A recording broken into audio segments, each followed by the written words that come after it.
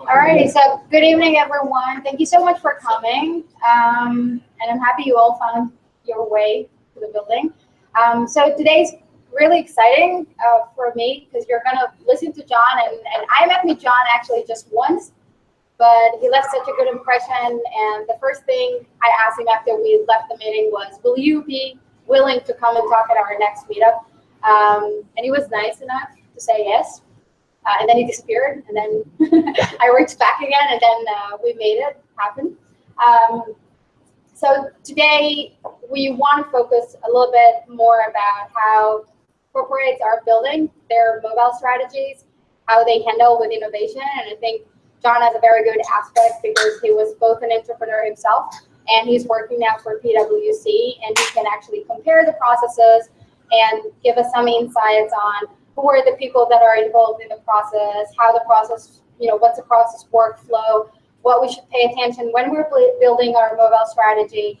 And I'll definitely be listening to who you should talk to if you want to sell to a corporate and make them buy your product. So I'm just going to start with thanking my colleague, Jen. I'm from Zeus now. We're both from Zeus now. We're hosting this meetup, and we're doing really our best to get good speakers and finding good and interesting topics to discuss. If you have any ideas that you would like us to talk about or create for our next meetup, please share it with us. You can do it on the Meetup platform. You can write me. You can tell me after the meetup. You can tell me now, and we'll be happy to do it. If you have some people that you think that will be interested in participating in our meetup, so please do. Thanks also for Jen for bringing all the good stuff here and the pizzas and the food and the drinks.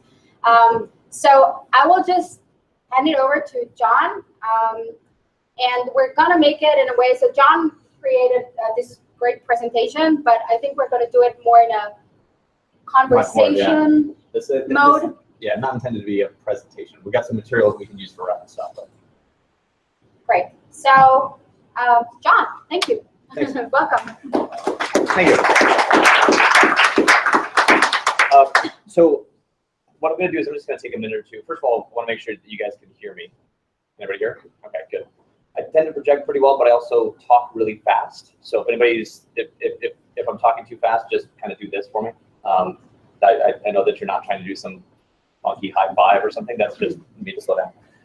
So I'll give you a couple, just a minute or two on my background, just because I've got kind of a strange background by comparison to, I think, well, any normal human.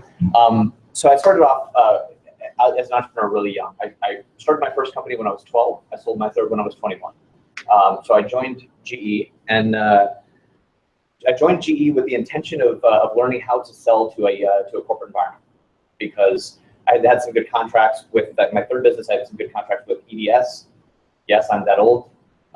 So I contracted with EDS, with MCI before they blew up in their own. You can kind of see the trend here. I did not cause, just so we're clear there. So I sold my third business, and then I joined GE. The idea was I wanted to go learn how to sell to a larger company, and that was really my hypothesis. 12 years later, that was clearly a categorical failure, because it was supposed to be a 2-year stint, and I joined one of their management development programs and had a great ride there. So I decided not to leave. When my last few years there, I was in corporate strategy, and then ended up somehow doing commodities sourcing and hedging. So, what do you do with a guy who's got a background in finance, international business, who has most of his career built up in technology? Of course, you have him hedging steel. That makes perfect sense. Okay, so I spent a lot of time doing the commodity space, and I will actually go into one of the stories about when I talk a little bit about stacking the deck. We'll talk a little bit about one of the stories there, which was one of the most stressful presentations I've ever given, which was to the corporate executive council of GE, which is basically like the board plus. Really interesting time. I left there as the CTO for GE Consumer Finance, which at the time was pretty good size. 26 billion in top line, 4.5 billion in net. So that's not EBITDA, that's not some concoction of profitability. It's like actual net money that people can stick in a shareholder's pocket. So pretty big company. And then I left there to go, I felt like I'd done the big company thing long enough. Went to a mid-size, about a 2,000 person, billion-dollar company. I was a CIO there. Ended up spinning up a business unit and became the president of that business unit. So it's a lot of intellectual property that we had developed and really kind of wanted to get back into running a business. So we started that up, and that created the most tumultuous year in my career, which was we were trying to go through a private equity buyout of the existing holders.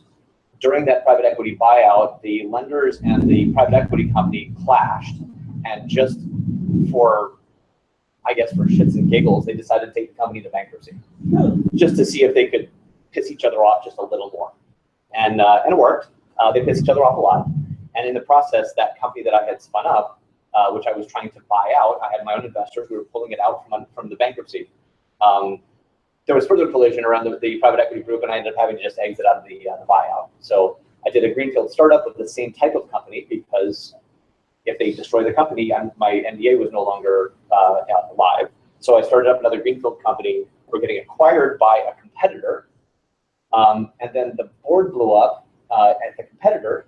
Seriously, you can't write this stuff. The board blew up with the competitor because one of the guys was going to prison for tax evasion and grenaded the deal just before he went to jail. Yes, that is a true story. So I left there, went to another startup, and co-founded a bank. Because what do you do in 2012 when there's a banking crisis still like hot and heavy? You found a bank, right? That's brilliant. So no, we started a bank. The thesis there was that it was founded on technology. So I was the CMO and CIO. We built up a lot of proprietary platforms. Fun ride. Did that for about 3 years. Bank's still running. And we were supposed to spin out a fintech company that I was going to go run. Another clash with the board. We decided we were going to hold it off for 2 years. I didn't want to wait, so I joined PwC. And that's kind of how I got here. Joined PwC as the global CTO a little over a year and a half ago. And got tapped to be the CIO for the Global New Ventures Group in January this year. So that's how I got where I am. So my experience is kind of all over the board. Everything from raising capital to exit strategies to trying to figure out what the hell I'm going to do next. So that's a little bit of background.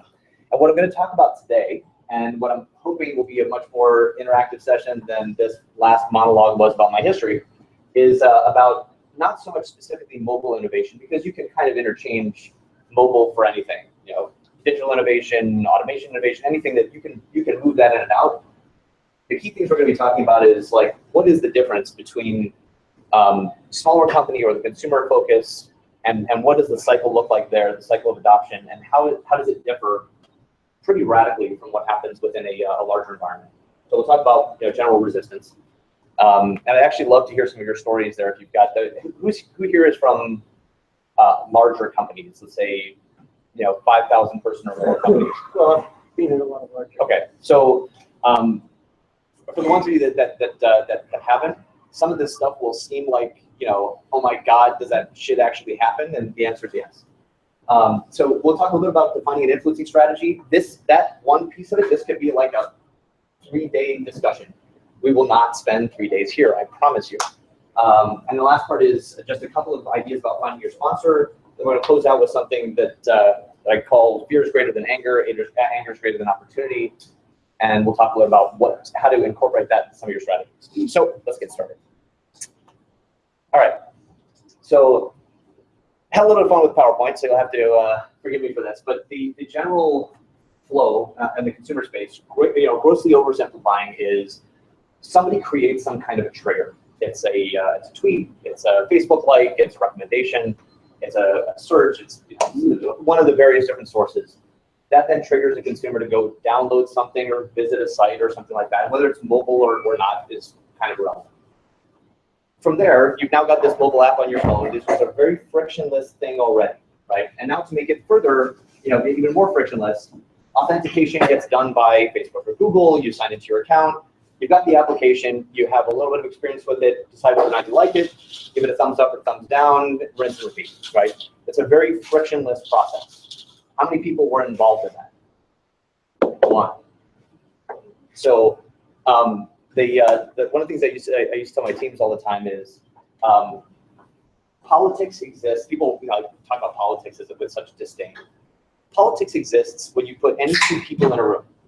Sometimes it only takes one, right? You can literally have one person politics. So just to compare that up against what happens in a corporate environment, you now take all of those same stimuli and you add in sales guy who seems to have a connection in through your brother's cousin's dog, and now has found some way onto your calendar. And then you have some marketing guy. Are there any marketing people here? All right, good. So because I'm a recovering marketing guy. So we'll go out to some conference, and at the conference, somebody talks about the greatest things in sliced bread. It's, oh my God, we got to have this. And next thing you know, there's something trying to enter into your corporate environment. Now, the good part is corporate environments have different kinds of safeguards. They have the not my idea safeguard, right? So this is where the first point of resistance is. That's great. I didn't pick this technology. I'll tell you what to do with it. Now, once you get past that first safeguard, and this is not a formal safeguard, you will not find this in any. What's that? What about the not built here, not vetted here, not my idea? Any of those are all in this kind of gate, right? And this is actually a graph. Do you guys see something else here? Is that, oh, so this is actually a resistance curve. That's okay. Anyway, so then you go from the resistance curve, those typical barriers to entry, into the tribunal, and that is your governance council. These are the people, your sponsors. These are all the ones that have to hear their voice, whether or not it's adding any actual value, and they like to argue within themselves as much as they can to show how smart exactly what this thing does. So governance plays a role, and we'll get into some of why that ultimately ends up being an asset if you know how to navigate it. So anyway, you go from that into a pilot, and this kind of like cyclical thing of you start off with a pilot, you have to prove that it works. Somebody else comes in with a competing technology. Now you got these two conflicting pilots, and somebody has to make a decision. You rinse and repeat a couple of times, and if you're not scared yet, then it does make you want to join a corporate environment, doesn't it? John, just want to remind yes. that we're live streaming, so I don't know if your friends are looking. Oh, in case I'm cursing? Yes. If it's any of my we're friends, saying anything bad about if it's any of my friends, no, look, it's all stuff that I've said before. So let me just give you a comparison side by side of what does some of this stuff start to look like in an adoption curve, right? There's nothing scientific to these. I made them up, okay? So if you're taking notes and you make sure that you capture the fact that November of 2017 is really the spike of product, whatever the hell it is, because I made that up. Anyway, the point is that in that kind of rapid evolution consumer and social space, you have fast adoption curves, you have very little resistance, and so you have lots of competing products that come along, but you've got enough of a consumer base where you can do that. In a corporate environment, it's much more controlled. Now, that's not necessarily a bad thing, because if you know how to navigate this, you can ultimately make a lot of those barriers to entry your asset. You protect yourselves from lots of entrants coming in if you know how to navigate them. In other cases, you're going to have other spikes later on with a couple of pilots here and there. Understanding what those pilots mean, and that they're not necessarily a threat, but that they ultimately stress a deficiency in your plan. That will tell you what you need to do on some of these rollout curves. Anyway, so we'll keep going. Taking that same corporate environment, kind of breaking it down, you can see some triggers where you'll have some step functions. You've got like the rollout generally happens in phases. Anytime that you're planning these rollouts, you have governance councils that you'll have to hit a certain phase with. They'll check you at the end to make sure that you're making the proper progress, that you've got the right utilization, et cetera, et cetera. Now, the resistance in this governance is really there because security and legal in the corporate space are much, much harder than they are in a consumer space. In a consumer space, as long as you're protecting the person's data and you're not like having a Yahoo event, anyway. If you're not having a Yahoo level event, then that's what is it in like when the asteroid hits the Earth? That's an extinction level event, YLE. So that's a YLE, I guess, is a Yahoo level event. So if you're so security and legal play an essential role, which is if they have the right kind of mindset, and they're not just the no people, which a lot of them are. If that's not what they're doing, then what they do is they do keep a lot of the non-enterprise grade solutions from really entering the market, entering the corporate space. Because when you're in the corporate space, you don't have a whole lot of investment to constantly be putting into integrations and replacements and everything else. So you kind of count on some of these guys to shoot down solutions so that you don't have to look like the bad guy when you say, I don't want to go into this technology in my environment. Sponsors will, this is a big emotional connection. Sponsors of any kind of technology implementation are going to have, they need to have an emotional connection with what it is that you're looking to provide. As I said, rollouts are generally planned activities. So these are the value of planned activities versus grassroots is that you don't have to just put it out there and hope that people are going to come. You actually have some force behind it. You have some dedicated resources. And knowing how to use those planned activities and get the sponsor to be accountable for them will ultimately benefit you up. So a couple of other things, there's some things to note are that when you get into a kind of these plateaus up at the top, when you hit a steady state, what a lot of corporate teams will do is they've had kind of the high cost resources that are the great change agents at the beginning. Once they've gotten over that initial hump, they've gotten into some kind of a steady state, the sponsors will emotionally and mentally disengage unless you've got a really compelling roadmap. And the reason why they'll do that is because the resources that you're going to apply to something like that, once you've hit steady state, you're doing training and basic enhancements and maintenance on the environment, that's generally put to more junior resources. So I'll give you an example. In our space, you would take a couple of change agents, like we're doing an implementation of Workday, right, across PwC, massive implementation.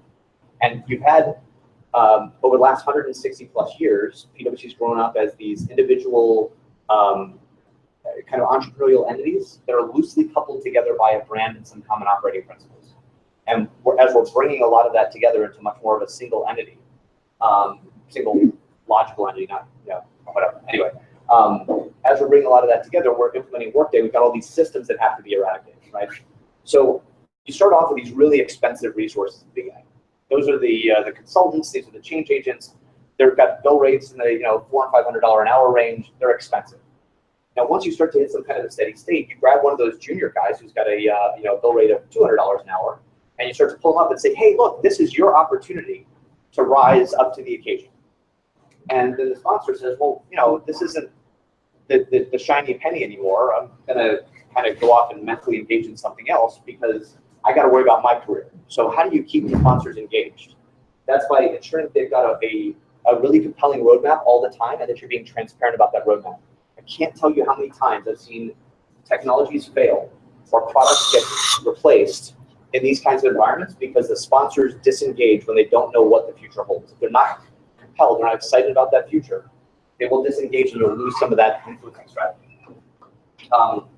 Second and third order costs are something that are actually really, really hard to think through, but they end up becoming one of the best, like, if you're talking about like elevator speeches or water cooler type talk, giving these sponsors and any leadership teams these second and third order nuggets to kind of throw out in the middle of conversations.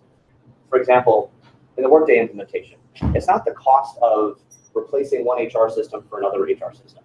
It's all the deficiencies that we have in other types of processes that hang off of the HR system that we've now built in Excel and other kinds of applications that don't function correctly and can't create an engagement across boundaries. Well, how much are we losing in revenue because we can't create a cross-boundary engagement without some massive manual effort? Well, that's a second or a third order cost of not having had this in place. And you give the sponsors a couple of these nuggets, and they'll drop them because they want to seem smart, right? So they'll drop them in little conversations. And really, what you've done is you've kind of kept them engaged and made them seem like the brilliant person who's thought all this stuff through. Whether or not they have, or they've just been attending meetings, it's great for them to have that kind of those kind of nuggets to use. I will not go through all this, I promise. These are just a couple of things that you can do to make resistance an asset. Whether you're doing, you're selling something internally, where you've got an internal project that you're trying to ramp up, or you're an external provider trying to sell into the company. These are just a couple of recommendations. One of the big ones that I find that people mess up all the time, and you can watch the room kind of disengage as they start to go into this stuff, is somebody will either not talk about security and data protection and privacy early enough where they won't build credibility, or they start off really strong at the beginning and they go down a rabbit hole into the technology. And then it becomes like the CISO or the security guy trying to show how smart he is in the room up against the vendor. It's just not a good situation. Start off with, if you're internal, don't get too technical, but don't let the people that talk about data privacy, don't let them snow you, because half the time they don't really know what they're talking about, and they just know a couple of buzzwords and you can run right over them. On the external side, build credibility really quickly, but don't get into the technical trenches. Anytime they try to pull you into those, the CISOs or the security guys like to kind of pull you down and talk about AES encryption versus some other method, don't bother. Just kind of push it up and go, hey, look, why don't we schedule a technical review of all the security technologies? We can dig into pasts and all that other stuff. But for right now, let's really stay focused on the business value of what we're trying to demonstrate. Not to go through all of them, I'm actually going to jump down to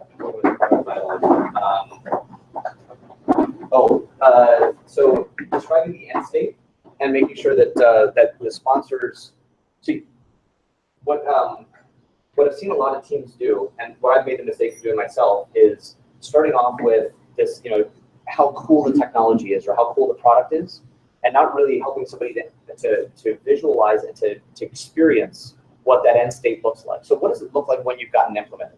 What does it look like when you bought this solution, X, Y, Z? Walking them through just the first generation. Don't take them through 3 years of roadmaps, because they're not going to care yet. They don't understand. They don't have an emotional connection to it. Get them into the life of Gen 1. Get them really jazzed about Gen 1, and then still show them that there's longevity. Because I've seen people jump to this like, hey, we're going to be the greatest thing since sliced bread. We are the pink unicorn that's going to fly and make everything awesome. And you'll have that in 10 years, and nobody can connect to that. The one thing I did want to point out is, you guys have probably all heard the terminologies of words, pictures, numbers, people. Generally, people fall into one or two of those categories, but not all three.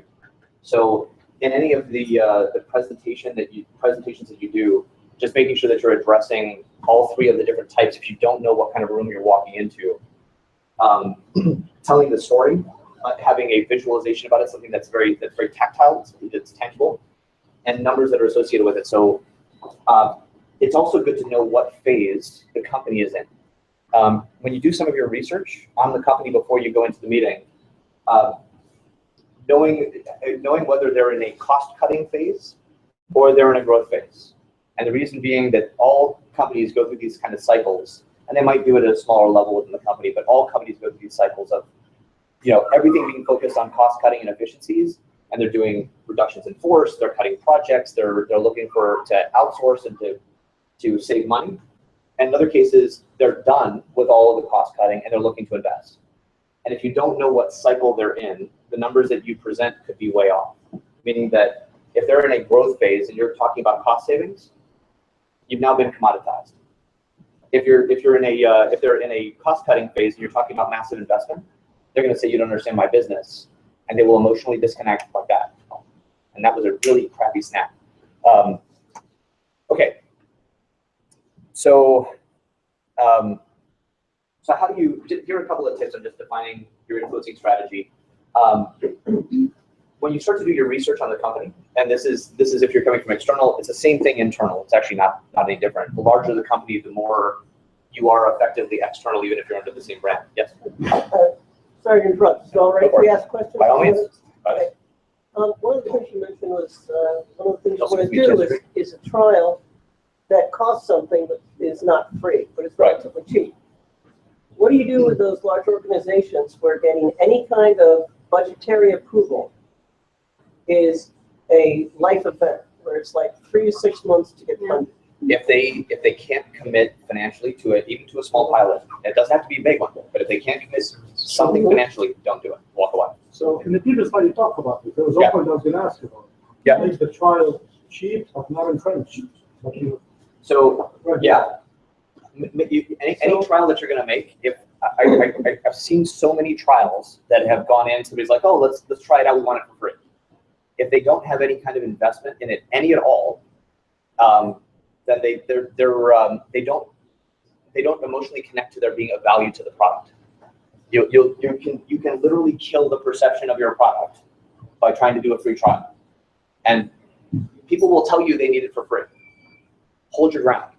And the reason that, because as soon as you start to say that you believe that your solution is worth a free trial, you're done. Don't let them do it. They've commoditized you. Well, can I just disagree for a second? Because it's just that when somebody says they want something for free, they're looking to see if you can add value to them. Secondly, if you don't have the resources, going back to this lady here, then there's a possibility that you can innovate. That you could end what? Innovation. I'm sorry, I missed the last part. You can innovate. You could innovate. I'm sorry, if you're doing this pilot with them? Yeah. So if you're doing something that ends up being like a joint business type engagement, that's They different. don't have the money for it. That's different. If you're deciding to co-develop something, one, you have to make sure you retain the IP, because they will love, and we love to do this too. I mean, we did this a lot of GE, which is that we co-develop something and then we want to grab a piece of that IP. And in a lot of cases, we would co-develop something and we take warrants in the company. And so by the time we actually helped them to develop the product, and then we bought it at some radical discount, the warrants were worth, by the time they had some kind of a monetization activity, the warrants were worth 10 times what we paid for it. So we got free software, we basically got a free implementation, and then we got some massive kicker at the end, right? Was that? Just what you wanted. Exactly. And So the idea of beta site, beta test, or like, that doesn't make sense. beta code development's fine. If you've got a finished product that is already implemented with clients, and somebody says that they're paying you $400,000 a year, but I want to do a trial for free, don't do it. If they don't put something into the game, whether it's co-development, some kind of mutual investment, something that's going to enhance the product, then you're not getting any value out of this. You're spinning your wheels, and they're going to take advantage of you. I mean, sometimes there's like a big brand, like a big bank, and that's irrelevant too. Every big bank can find money or some kind of investment to put into a pilot. Every one of them, and if they tell you they can't, and they have to do it for free, then they don't have any money to buy the product anyway, right? If they can't get enough investment to put money and resources into a pilot, forget it. You're not going to get past. It's a waste of your time. Move on. John, another option that I heard, was to actually finish or go through the procurement process and add the pilot as part of it. So actually do the sale and then say, okay, after 60 days, 90 days, you can cancel. Does that make sense at a corporate? Will they do that? You can do that, absolutely. But you want to lock them in for something. And the reason why I'm saying that is you can say, hey, we'll do a pilot, and anything that you put into the pilot, we will give you credit for on the final pricing. And you agree to the pricing up front. Mm-hmm. It's $400K for this pilot. It's a $10 million licensing if you want to go for full bore. That's what we're agreeing to. Once we're done with the pilot, if you move forward, I'll give you $400K off the final licensing. And you know what? If you're doing it right, you got 70-80% gross margins in there. $400K is well spent, right? So it's something that corporates accept. Yeah. Okay. But if you don't believe that you're worth getting paid for a pilot, they won't even. Does that make sense? Yeah. Do you differentiate between a pilot and a demo? So just demoing the product, using something small, and then a pilot will be a POC will be something. If you've got low barriers to entry for a demo, and you can ingest some of their data or do something else, it's a minor configuration type thing. So you start getting into customization, you're talking about pilots. Yeah. Sorry. One of the things that I've found invaluable when trying to introduce new products into large corporations is to understand what their breakpoints are for their governance or That's their absolutely true. budgets. Absolutely true. So if the normal IT budgets have some VP or managing director would normally have the ability to just go here on 50,000, right? Then that's something which you could try and make a trial or a POC, saying, well, we could do a little thing with you for 50,000, but to do a real pilot is going to take, and you know that if they've got to cut off at 250,000, you say a real pilot, with everybody, skin in the game, it's got to be at 240,000, and then the full deployment is going to be 5 mil or 10 mil, whatever. You can absolutely slow pedal it and do like small, functional tests or something like that. But that way, the sponsor who is willing to introduce this new technology, who wants it to be their shining star, can sign off on it without it having to go through a 3-month review process. Yeah, you absolutely can do that, for sure. You just don't want a sponsor who's not willing to fight for the funds for you to at least get a pilot in place. Yeah. Because if they can't get 50 grand for a pilot, or they can't get 400 grand for some kind of a significant rollout pilot, how the hell are they going to get 5-10 million for licensing? Exactly. Right. And the other thing is, if they won't introduce you to their vendor management or contracts people to start negotiating the contract details of like the NDA, the doing business with us thing, if they're not willing to do that during the pilot or during the initial trial, that's a big warning flag. Yep. Well, you can also initiate the conversation about NDAs and non-competes and stuff like that. If you want to do that here, you say, hey, look, we really want to have a transparent, open relationship with you. We really want to go fast. And in order for us to go fast, we want to be able to share information with you that we really can't do outside of NDA. And you can push them into the NDA. Right. Right. Now, the other part about that is if they take a bunch of your ideas and then steal them, or they incorporate them into something else, you actually have a chit against that company. Not that you're necessarily going to go sue them, but it actually gives you some kind of leverage. And but what you couch it as is, I really want to be transparent with you. But I want want you to be able to tell me what you want without having to worry about it. Exactly. All good points. Yeah.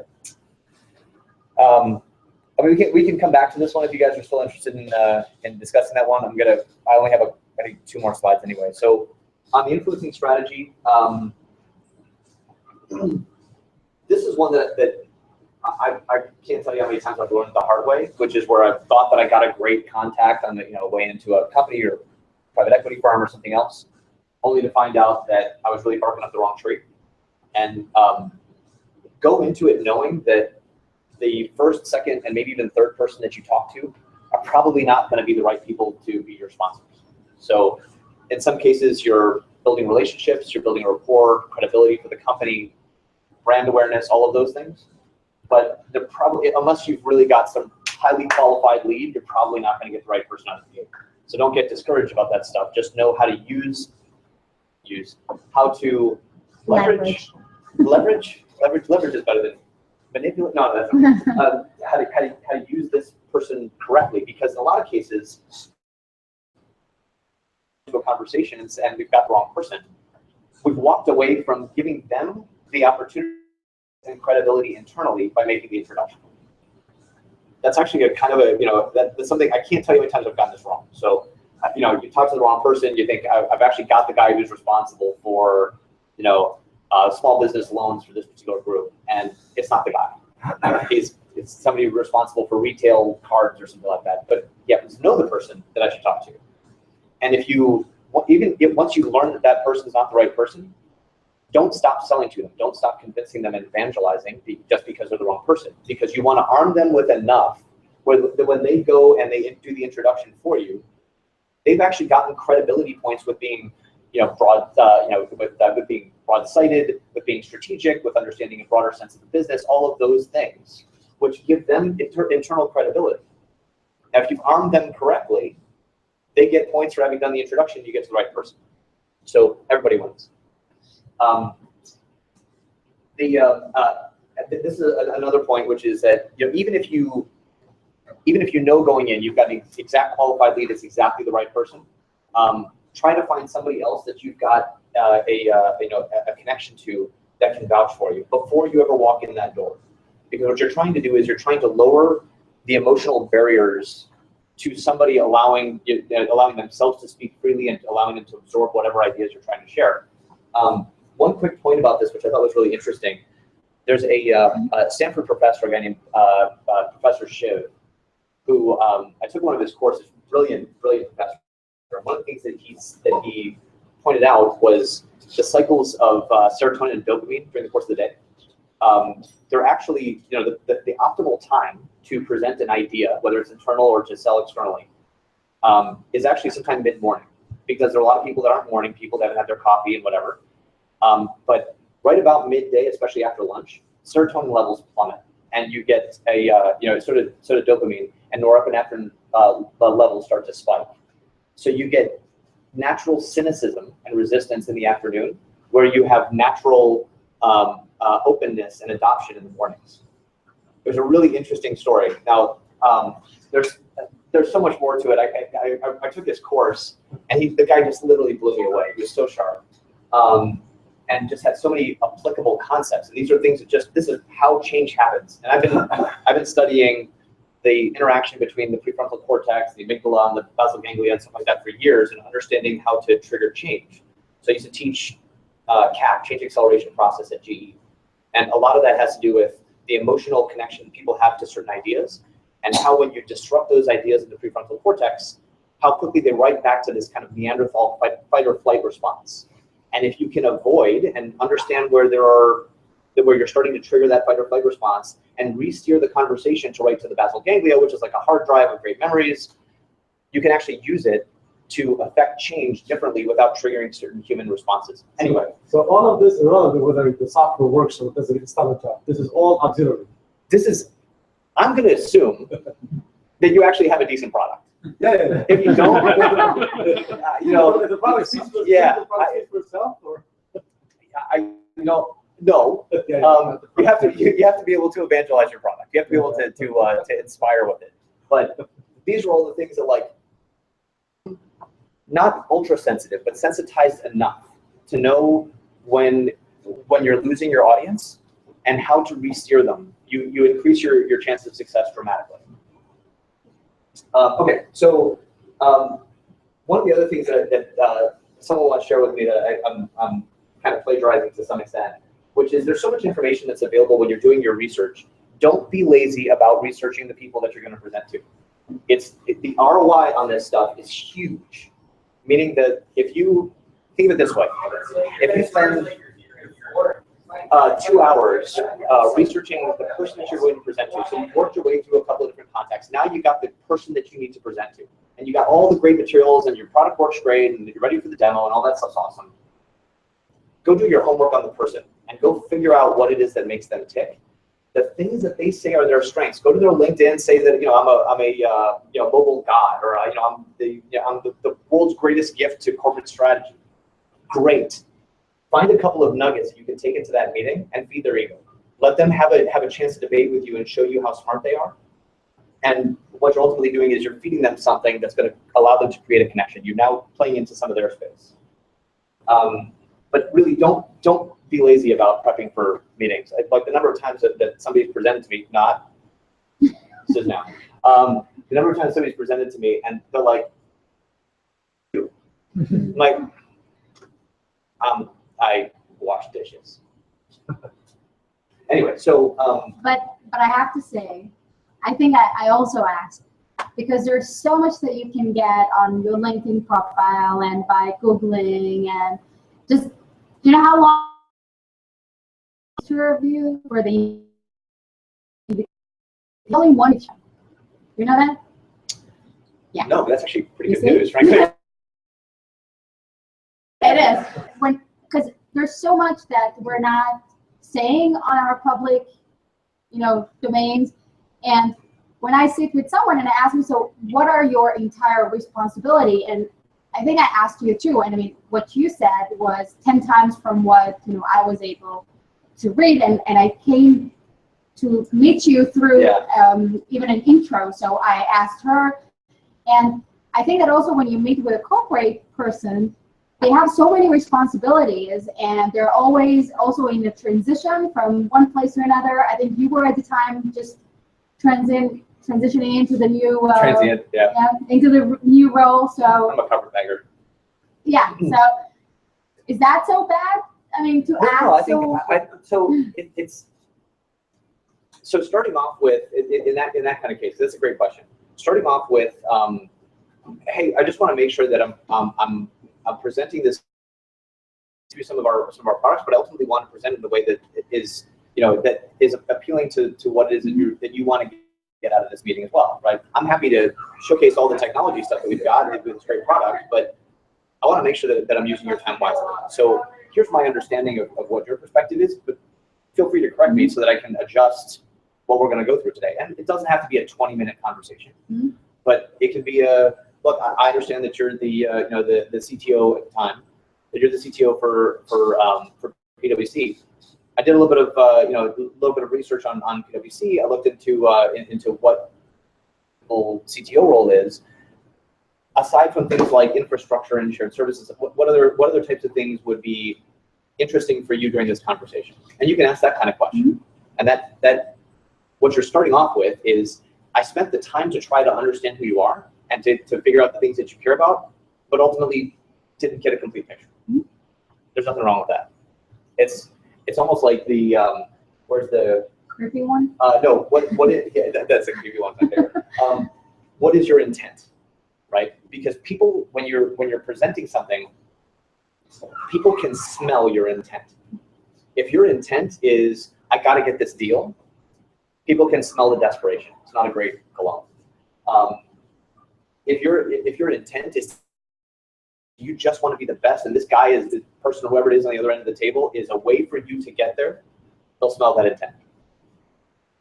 If what you're looking for is a sponsor, and you want the sponsor to be inspired and to feel like you are genuinely invested in their success, because if they're successful, you're successful, right? If they feel like that's what your genuine investment, they'll believe you. Now, if you're faking that intent, at some point you'll get caught. And then you'll have a real credibility issue. Okay, so this commonality stuff, so quick story. When we founded the bank, the CEO, who was one of my partners, brilliant guy, tremendously charismatic, amazing. He could sell ice to dead Eskimos. Seriously, he's just that good. We would go into these meetings with some of the PE and VC firms, and he would find these little nuggets. He was like, "Oh, you have a Chihuahua? I have a Chihuahua too." And I'm like, "Why does anybody care about that? This shit works. It's crazy." We'd sit there in these meetings, he'd have a 20-minute conversation about the last 4 dogs that died and how they got run over. What does it have to do with PE, right? We're trying to raise $100 million. You're talking about a dead Chihuahua. But the stuff works. And I suck at this. I can't bring myself to doing that well, but he was so good at it, and it worked every time. Anyway, all right, I'm fine, really. So this is the other one. So this is my quick story about the corporate executive council from GE. This was, I had a mentor who beat me over the head with this one, and honestly, that was a pivotal point in my career. He was my boss. He was the CIO for all of GE, so big respected position, corporate SVP, the whole thing, right? One of the most brilliant guys I've ever known. Still a mentor of mine, fantastic human being. He told me that you had to stack the deck, right? You have to, before you walk into the room, you have to know what everybody wants to do, what everybody wants out of that room, because this is the corporate executive council. It's like the top 60 CEOs from across GE, and everybody knows everybody. They're all really powerful. They wield giant swords, and that's great.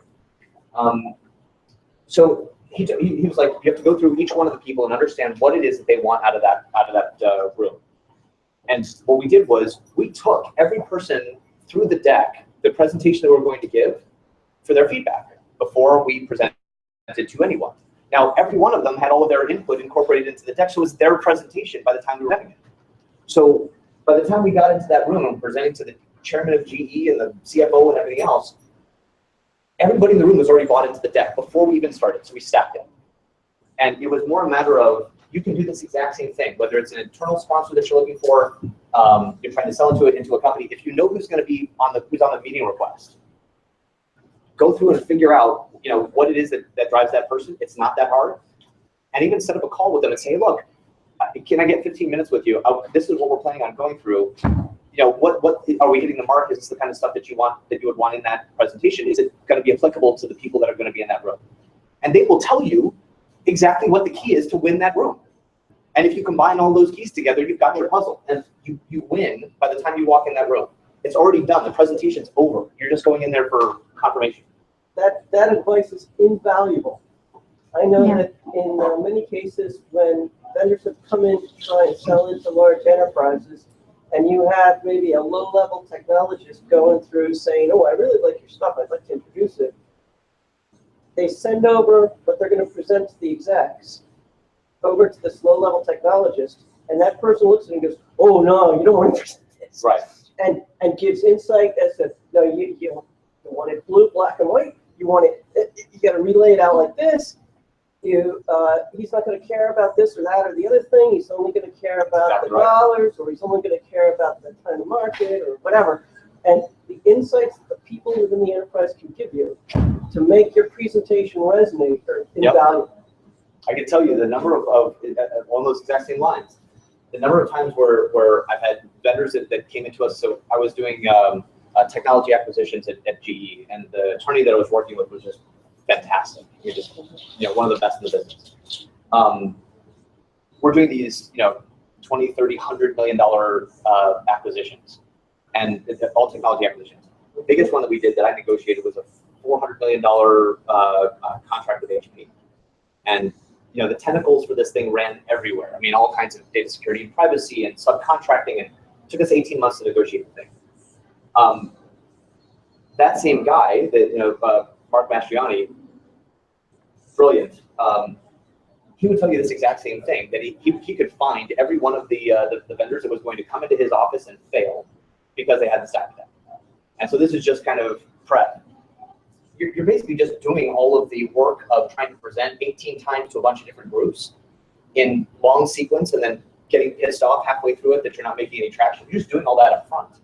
And so by the time you walk into the room, all it is confirmation.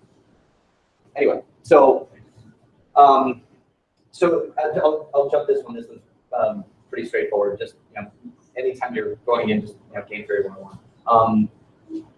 So doing your research on someone to the point where it actually starts to feel a little creepy actually gives you a little bit of insight. You don't let the people know that you've done that level of research, because then that really is creepy. So it's like, you got a really nice car. Like that. That's like, why did you park it sideways? Oh, okay, hang on. What were you doing at my house? And so ultimately, all of this stuff leads up to, once you stack the deck and you've done all your influencing stuff, you ultimately just want somebody who's super bought in, who has connected their credibility and their success to your implementation of whatever it is. And if you get to this point, you've won. All the stuff leading up to it is ultimately to find that kind of key sponsor that's going to help you to knock down those barriers and to help you overcome that resistance curve that we talked about before. And the last thing is just about what are some key things to look for in a sponsor. Some of these things are going to seem really intuitive. Sometimes I go through this kind of a list and just kind of remind myself of what things I want to make sure that I'm being as a sponsor, and what things that I'm seeking in sponsors or projects that I've initiated.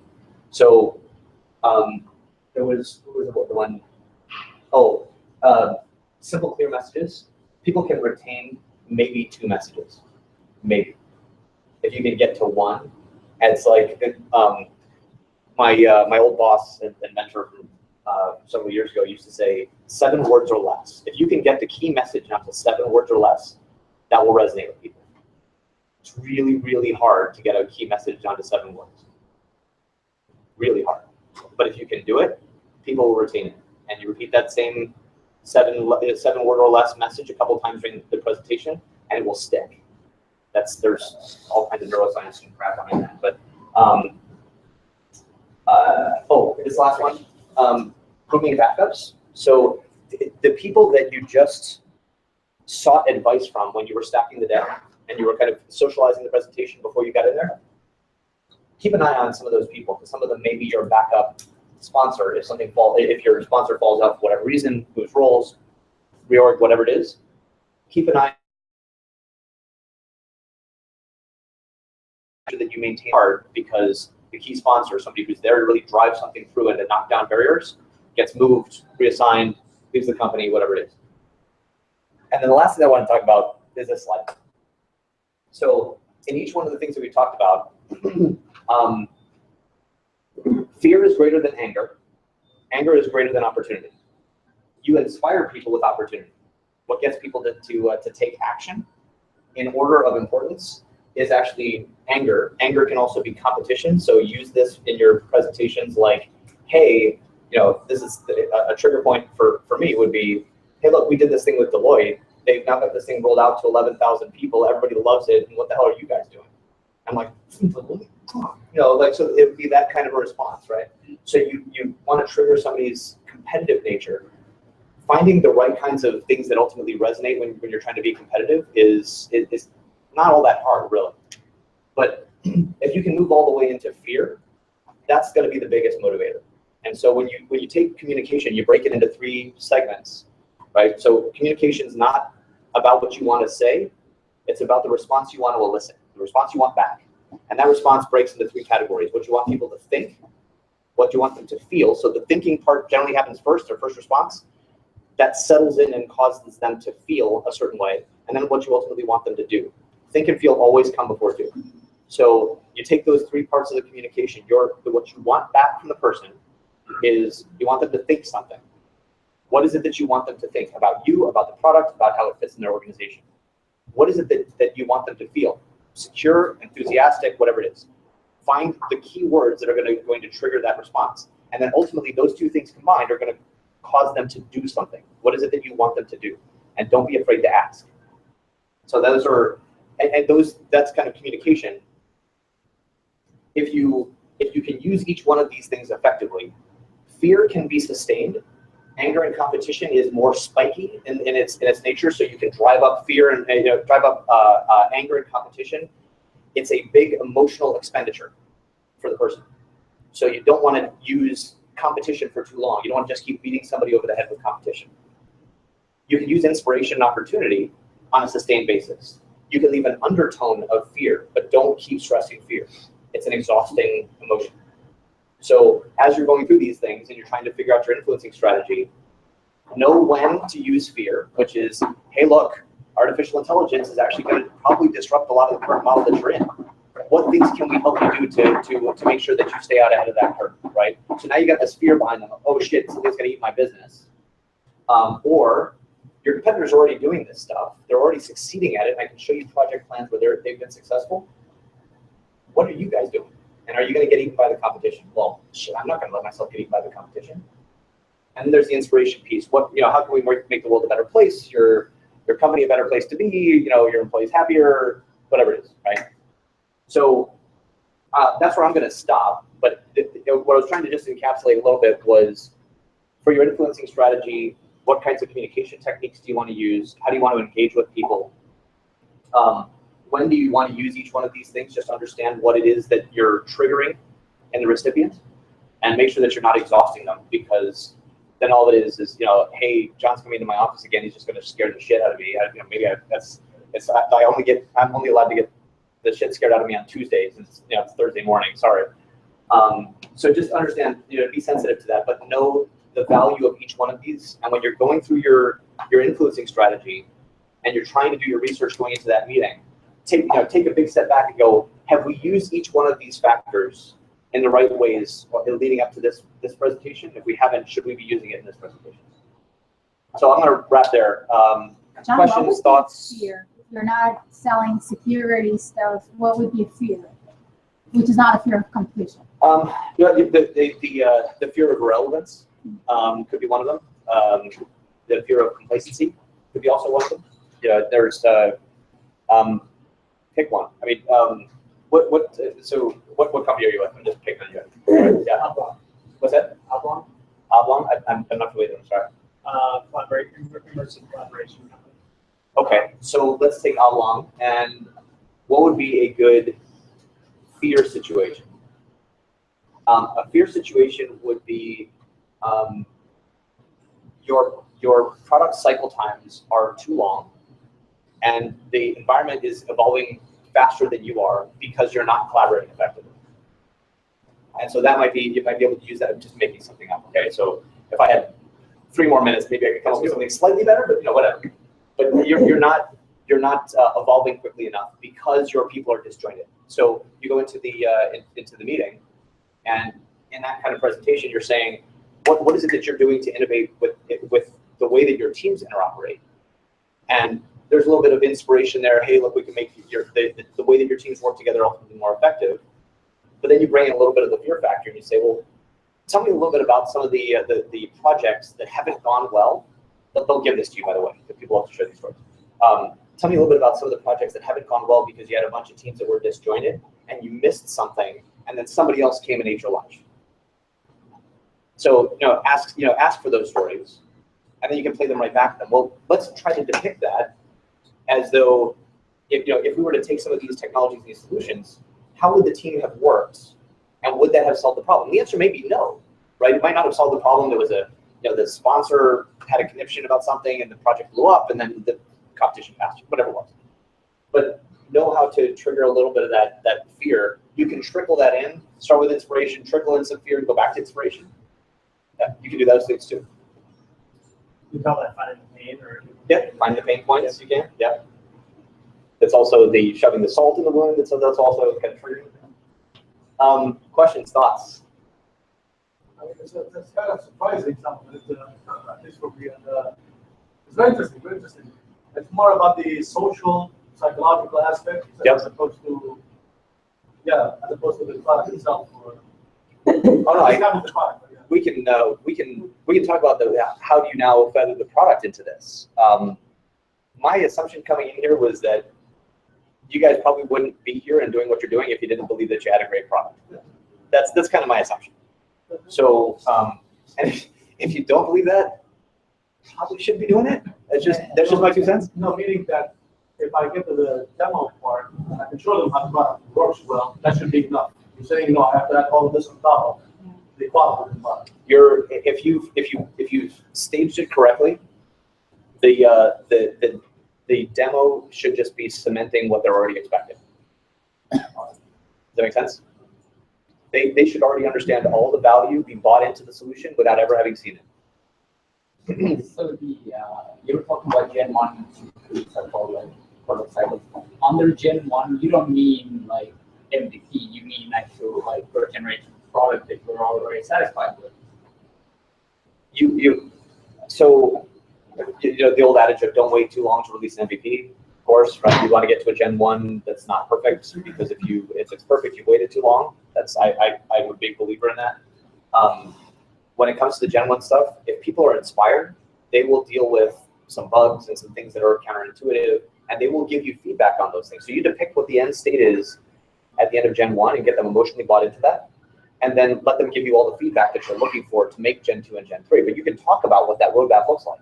So let's take Oblong as an example. So let's just say that you started off with a virtual whiteboard, some a lot of the standard stuff, virtual whiteboard, a document sharing thing, some channel stuff, and video conferencing. And really what you want to do is you want to start to do integration into resource management software, because once you start to do that, it gives you greater insights as you're calling out things within a product. I don't know what product you want. So like, how you automate stuff within Slack, where you can ask Slack to go do something for you, right? Let's say you did the same thing in Oblong, right? But it's not there yet. What you're saying is, hey, look, Gen 1, we're doing all the stuff that you would expect out of any kind of solid collaboration solution. But really what this is doing is laying the foundation for all of these other things. So you depict kind of the Gen 1 stuff. So getting back to that, this is a day in the life of Gen 1. But these are all the things that we're building for Gen 2 and 3.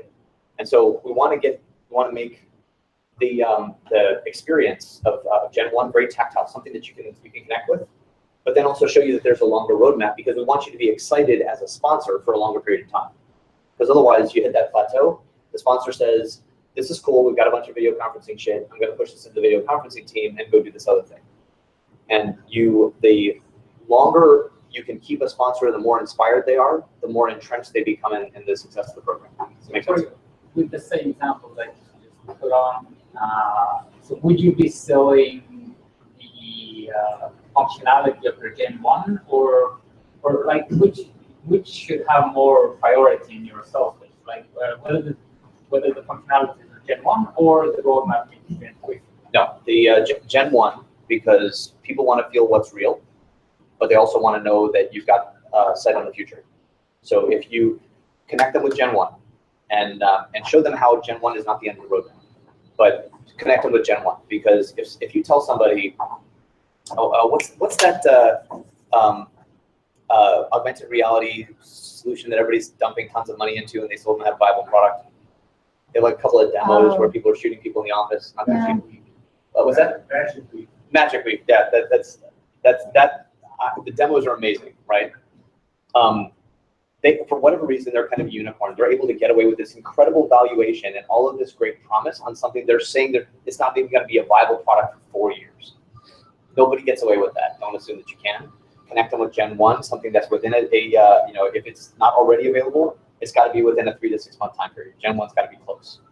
And if they can steer it for what you're planning on doing in Gen 2 and Gen 3, great, get them bought in Gen 1. But then continue to build that roadmap with them, explain it to them, show them how you've got more line of sight into it. But they have to know that they're going to get something tangible in a short period of time. Your sponsors will tire out if they don't have something substantive to show within a few months. I mean, it's inside of a large company, the further out your idea is, the more outlandish. Yeah, well, it's not just timing, right? So the further out of the norm, I guess it may be, further out of the norm that your idea is, if you're a sponsor trying to bring something into a company, the more shots that you're going to take from various fields, and the further out that gets. I'm not explaining this very well. It's working in my head, I swear. But I think I know what you're trying to get at. Yeah, if you can translate it for me, that'd be great. Which is, let's say your product needs to have LDAP enablement. It's got to be able to go against the directory, Active Directory. If you say, I'm going to have a pilot of that in 3 months, and I'm going to have it production ready in 6, then that's something that a sponsor can live with, eat on, and if somebody chides them for putting in something that it's not directory enabled, they could say, oh, no, it's coming in this time. But if you say, it's not going to be here till next year, well, they're going to go, I agree with the statement. I can't wait that long. They Yeah. have to have something that has intrinsic value that they can demo to their friends within the company and show them that this is a thing that's working. I agree with the point. I'm saying something a little bit different, That's which not is all that vaporware. the more, so if you said we're going to have LDAP integration or IDAM integration capabilities, or we'll have an embedded authentication capability, whatever it is, right? If you said I'm going to have that in 6 months, people can understand what that is because they already know what LDAP integration looks like. There's a precedent set.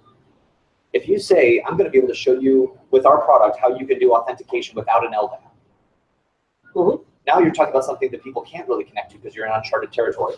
The further out that uncharted territory target is, the harder it is to defend. Meaning that, like, what will happen is you'll have groups. You'll go into a meeting. You'll say, I got this great solution that we're going to be able to do agentless authentication. We don't even need an LDAP. And somebody's going to say, well, how the hell are you going to do that? Well, I've got this company, and they're going to show me they're going to show me the demo in 3 months about how this works. Here's the process as they've laid it out. You can get people to make a leap for a few months. When that becomes 6 months, people start to shoot holes at it.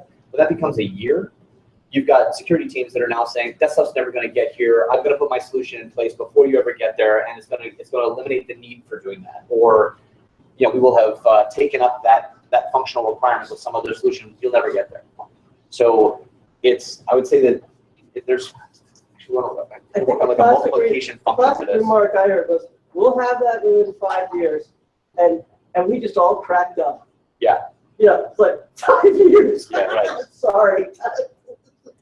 Stop right there. That's assuming we haven't been hit by a meteor.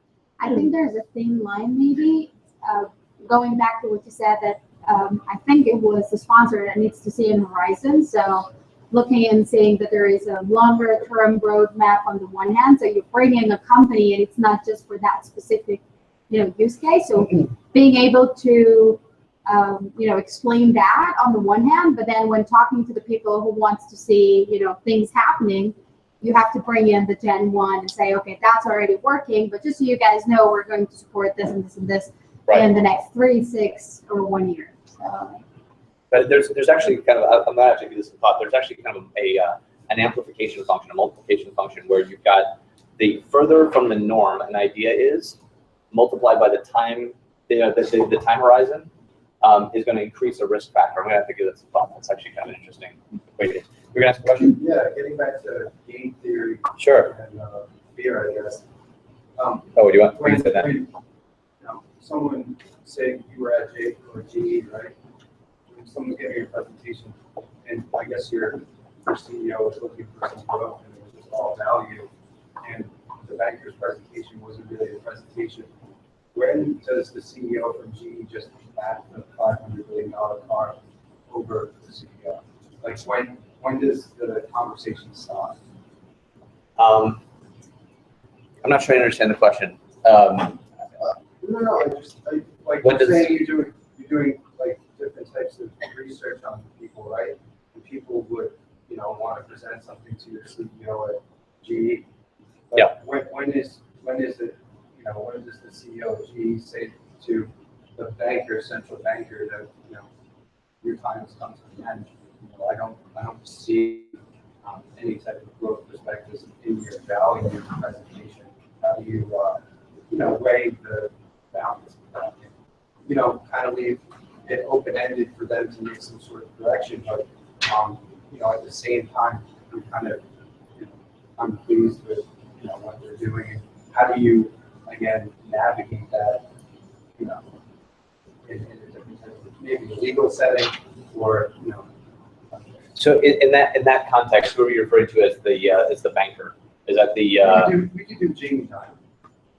Okay, so in this case, you've got an investment that somebody like a GE is making, and they're looking for some kind of financial backing, or I'm sorry, man. No, I mean, I guess Jamie time is coming to you with some sort of new innovation or product that he's invested in some sort of other company, and he wants to get in the good graces of the CEO of GE.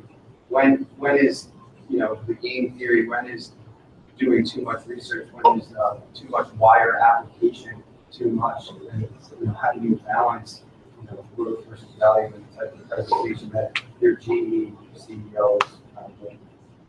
So who would be doing the presentation in this case? Would it be Jamie that's doing the presentation, or somebody from?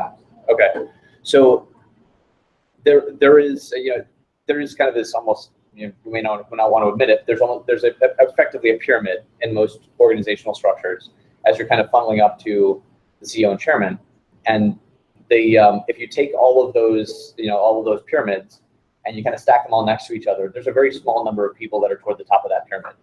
Generally speaking, they already know a fair amount about each other. So if in that kind of case, if you've got Jamie Dimon presenting something to Jeff Immelt, they're probably already going to know enough about each other because they don't necessarily need to stack the deck, and they both carry so much weight that it's not.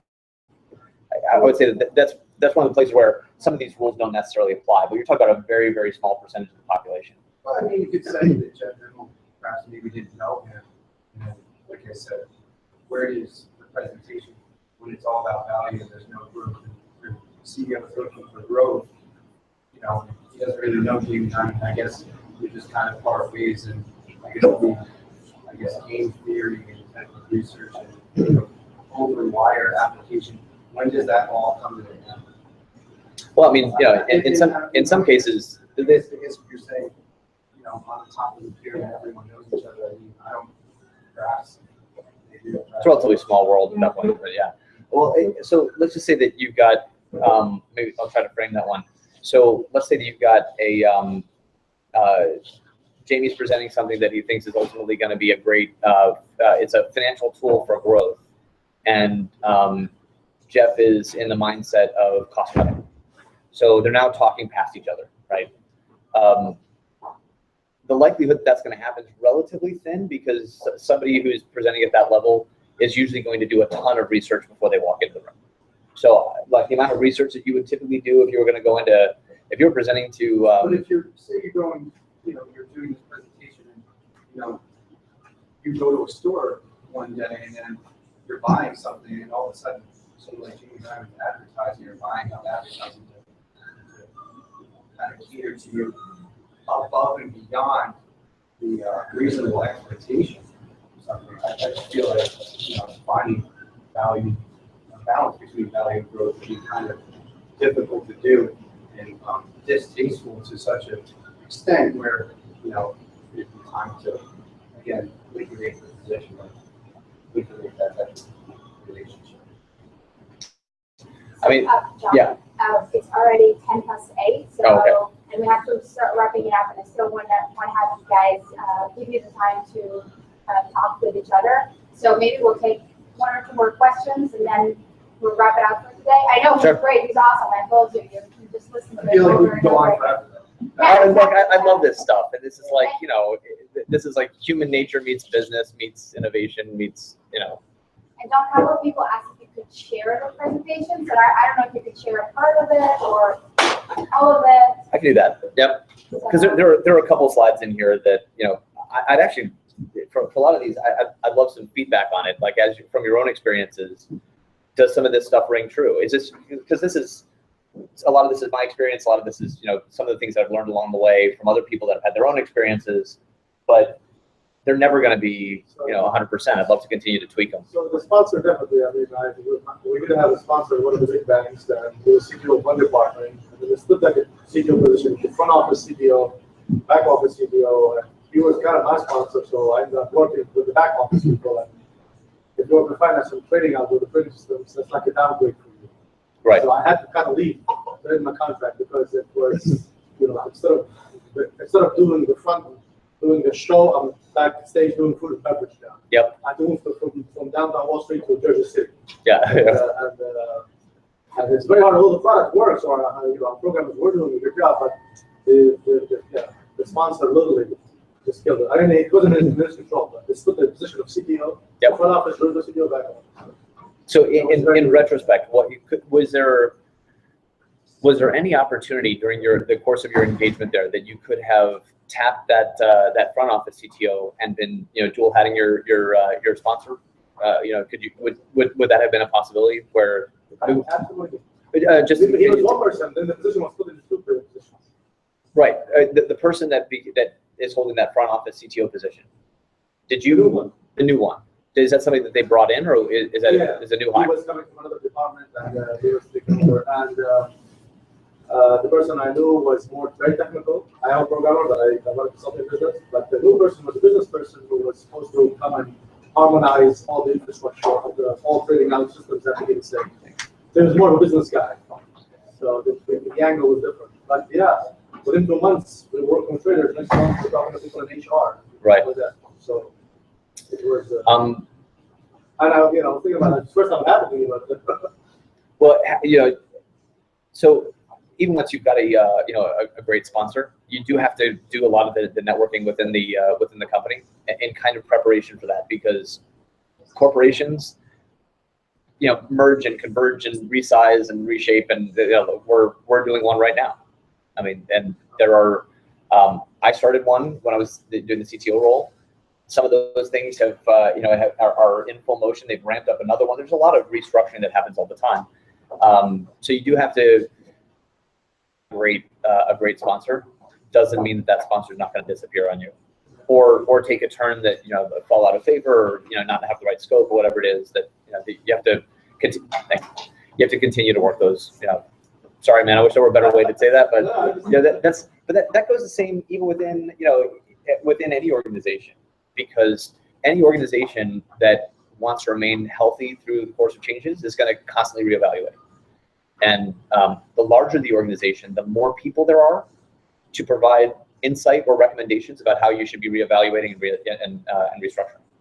So if you've got a 5-person organization, it's pretty easy to shift stuff around. If you got a 50-person organization, a little bit less easy, but still pretty easy. And you got a 5,000-person organization or 50,000, now you've got, you know, 200 people that are spread across different groups who are there looking for efficiencies, right? And when they look for an efficiency, they say, well, wait a second, why do we have these 2 teams, you know, spread across 3 different regions? What happens if we just consolidate them? Well, you know, in order to consolidate them, we have to rip these 2 teams. Yeah, but the team will be much more effective, right? And so that's. Or you have an MD who comes in and says, we all do the same, so let's merge our Terminator. But then 5 years later, another MD says, no, but fixed income is different, equity is different. Oh, yeah. And they separate again, and then you keep on, you know. Yeah, it is. A lot of these changes are very cyclical. And that's the statement you've been ordered. yeah, exactly right. Where they change your chart and you suddenly discovered you're in another division. That's right. Right. That's like, what is it? The Milton with the out of office space with the red stapler, right? Well, guys, thanks very much. I appreciate the thoughts and feedback. If you have any recommendations about ways to change it, by all means, let me know. I'm always looking for feedback.